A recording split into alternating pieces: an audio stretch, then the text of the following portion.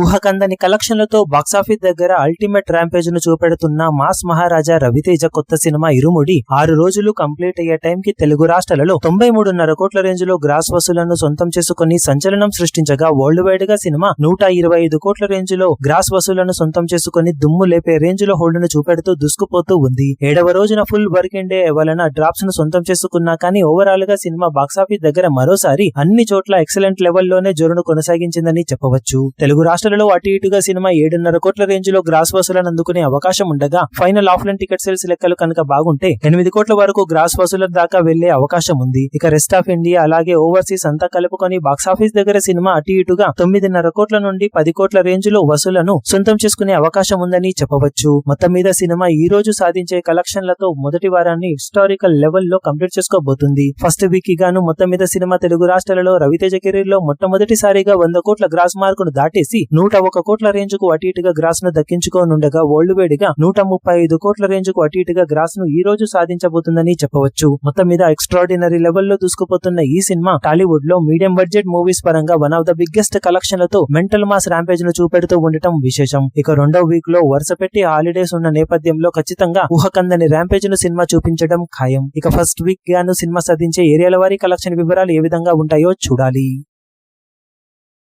ఈ వీడియో మీకు నచ్చినట్లయితే లైక్ చేయండి, షేర్ చేయండి, ఛానల్ ను సబ్స్క్రైబ్ చేయడం మాత్రం మరవకండి. ఏ చిన్న అప్డేట్ ను మిస్ అవ్వకూడదు అనుకుంటే బెల్ ఐకాన్ ను ప్రెస్ చేయండి.